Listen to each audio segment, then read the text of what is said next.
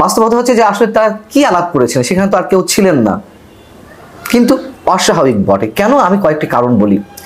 যেহেতু প্রথমেই বলেছি যে 19শে মার্চ থেকে 30শে মার্চ মাঝখানে 10 দিন, এবং এই সাক্ষাৎটি তখনই ঘটলো যখন ডক্টর মোহাম্মদ ইউনূস চীন সফর করে এসে কেবলই দেশে ঢুকেছেন, ঠিক তারপর পরে এই বৈঠক।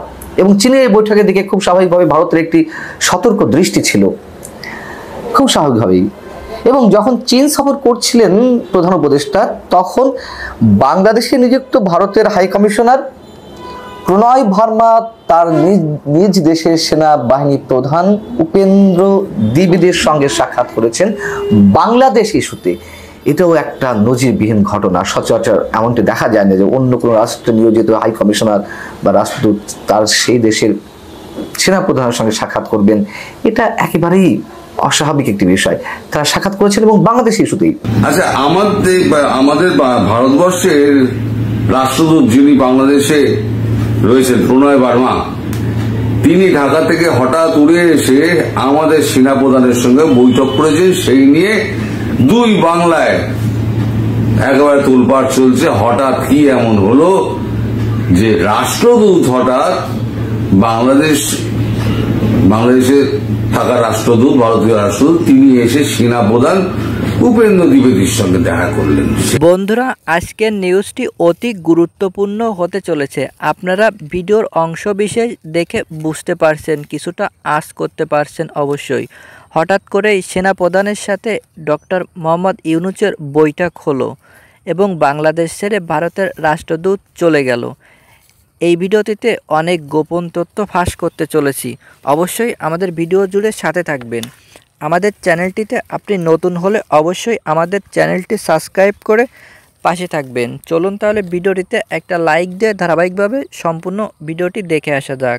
বন্ধুদের মাঝে অবশ্যই ভিডিওটি শেয়ার করে দিবেন। বিষয়ে সশস্ত্র বাহিনীর আন্তঃজনসংযোগ অধিদপ্তর সেখান থেকে আইএসপিআর বিজ্ঞপ্তিতে বলা হয়েছে যে সাক্ষাৎকারে সেনাপ্রধান আসন্ন ঈদ উপলক্ষে দেশের সার্বিক নিরাপত্তা ব্যবস্থা এবং সেনাবাহিনীর বিভিন্ন কর্মকাণ্ড, লঞ্চঘাট, বাস স্ট্যান্ড, রেল স্টেশনের বিভিন্ন বিষয়ে যে কার্যক্রম পরিচালনা করছে সেনাবাহিনী, সেসব বিষয়ে অবহিত করেছেন এবং জুলাই আন্দোলনে যারা আহত নিহত হয়েছেন তাদের সম্মানে যে ইফতার মাহফিল এবং তাদের যে সহযোগিতা সেসব বিষয়ে অবহিত করেছেন। বিষয় হচ্ছে যে সেনাবাহিনী মাঠে রয়েছে, সত্য কথা, ম্যাজিস্ট্রেসি পাওয়ার নিয়ে, কিন্তু এই যে আইন শৃঙ্খলা পরিস্থিতি বা ঈদের নিরবচ্ছিন্ন যাত্রা, এগুলো নিয়ে তো ব্রিফ করা হয় পুলিশের পক্ষ থেকে। সেনা প্রধান এই বিষয়ে কথা বলতে যাবেন প্রধান উপদেষ্টার সঙ্গে, এটা একটু আনইউজুয়াল মনে হতে পারে, হওয়াটা একেবারে অস্বাভাবিক কিছু নয়। বাস্তবতা হচ্ছে যে আসলে তারা কি আলাপ করেছেন সেখানে তো আর কেউ ছিলেন না, কিন্তু অস্বাভাবিক বটে। কেন? আমি কয়েকটি কারণ বলি। যেহেতু প্রথমেই বলেছি যে 19শে মার্চ থেকে 30শে মার্চ মাঝখানে 10 দিন, এবং এই সাক্ষাৎটি তখনই ঘটলো যখন ডক্টর মোহাম্মদ ইউনূস চীন সফর করে এসে কেবলই দেশে ঢুকেছেন, ঠিক তারপর পরে এই বৈঠক। এবং চীনের এই বৈঠকের দিকে খুব স্বাভাবিকভাবে ভারতের একটি সতর্ক দৃষ্টি ছিল, খুব স্বাভাবিকভাবেই। এবং যখন চীন সফর করছিলেন প্রধান উপদেষ্টা, তখন বাংলাদেশে নিযুক্ত ভারতের হাই কমিশনার প্রণয় ভার্মা তার নিজ দেশের সেনাবাহিনী প্রধান উপেন্দ্র দ্বিবেদীর সঙ্গে সাক্ষাৎ করেছেন বাংলাদেশ ইস্যুতে।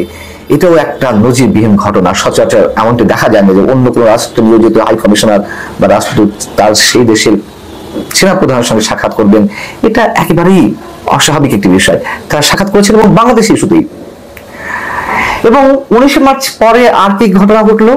11 মার্চ সেনাপ্রধানের সঙ্গে যে দেখা করেছিলেন হাসনাত আবদুল্লাহ, সার্জিস আলমরা, সেখানে কি কথা হয়েছে সেই কথা ফেসবুকে দেওয়াতে লঙ্কা কাণ্ড ঘটে গেল এবং হাসনাত আবদুল্লাহ সহ বিশেষ কোনো গোষ্ঠীর পক্ষ থেকে সেনাবাহিনীকে জনগণের মুখোমুখি দাঁড় করানোর একটি চেষ্টা আমরা দেখেছি বিভিন্নভাবে।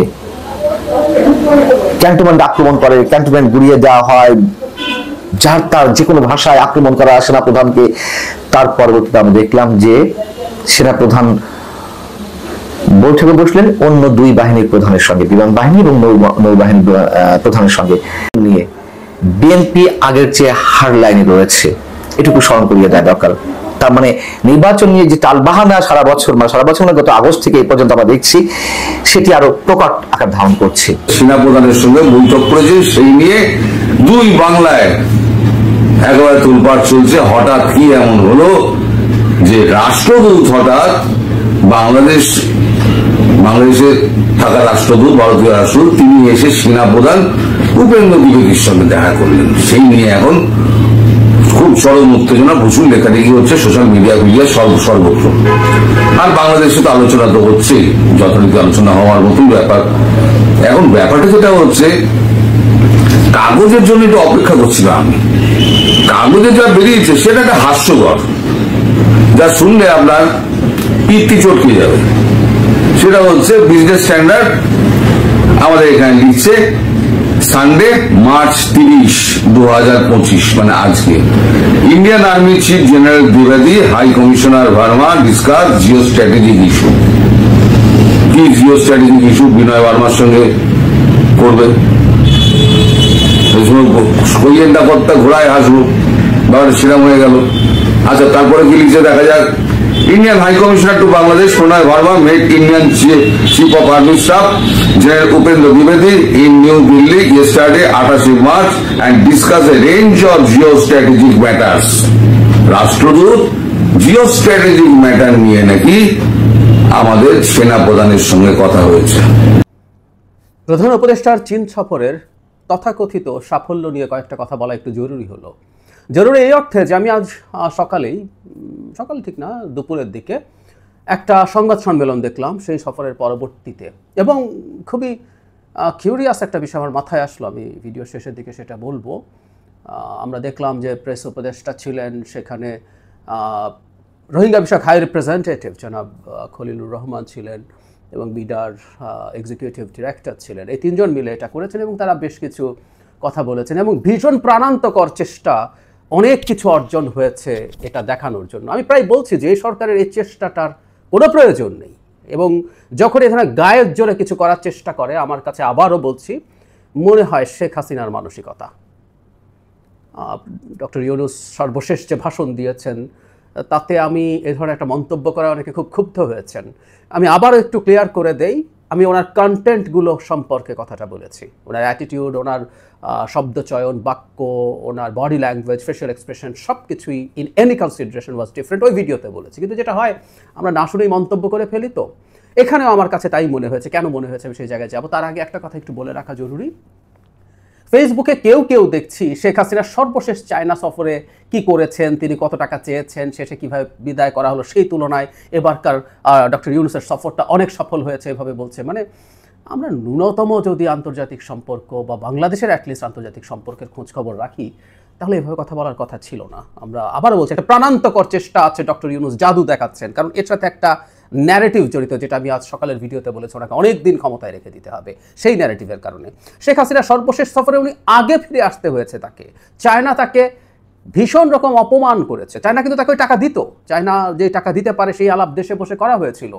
সমস্যা হয়েছে তিনি যখন ভারতে গেছেন এবং চায়নার স্ট্র্যাটেজিক ইন্টারেস্টের সব কিছু ভারতকে দিয়ে দিয়েছেন এবং ভারতের কথা মতোই সব কিছু করেছেন, সেটা চায়নাকে ক্ষিপ্ত করেছে এবং শেষ পর্যন্ত তাকে অপমানিত করেছে। সো শেখ হাসিনার ওই চায়না সফরের সাথে ডক্টর ইউনূসের এই সফরকে মিলিয়ে উনি কত টাকা পেয়েছিলেন, ডক্টর ইউনূস কত টাকা পেলেন, এটাকে তুলনা করে যদি কেউ সফল দেখাতে চান, I am sorry to say, তিনি আসলে কিছুই জানেন না। শেখ হাসিনাই এর আগে চায়না গেছে, শি জিনপিং বাংলাদেশে এসছে, যে কেউ মিলিয়ে দেখতে পারেন সে সময় কি হয়েছিল। যাই হোক, আমি এবার একটু এই সংবাদ সম্মেলনে আসছি। খুবই ইনিয়ে বিনিয়ে অনেক সাফল্য দেখানোর চেষ্টা, 50 বছর পূর্তি, দারুণ ভিত্তি নাকি দেওয়া হয়েছে, আমাদের দেশকে নাকি ম্যানুফ্যাকচারিং হাব করে ফেলা হবে, আমাদের পানি ব্যবস্থাপনা পুরো চায়না দেখভাল করবে 50 বছরের জন্য। সবই খুবই, আমি সংবাদ সম্মেলনটা এখানে দিয়ে দেব। তারপরে বিডার এক্সিকিউটিভ ডিরেক্টর মানে প্রচুর ইনভেস্টমেন্ট আসছে ইত্যাদি বলছেন। তিনি একটা জায়গায় বলছেন 30, পাশে থেকে তাকে বলে দেওয়া হচ্ছে সোশ্যাল বিজনেস। তখন উনি বলছেন হ্যাঁ, এটাকে সোশ্যাল বিজনেসও বলা হয়, মানে 30 আর সোশ্যাল বিজনেসকে উনি এক করে দেখছেন। মানে এমন একজন মানুষ বিডার এক্সিকিউটিভ ডিরেক্টর, যিনি ডক্টর ইউনূসের অধীনে কাজ করছেন। সোশ্যাল বিজনেস আর করলেই 30 শর্ট হয়ে যাবে, বা 30 দুটো একই জিনিস নাকি। যাই হোক, ইট ওয়াজ অফ টপিক। তারপর আমার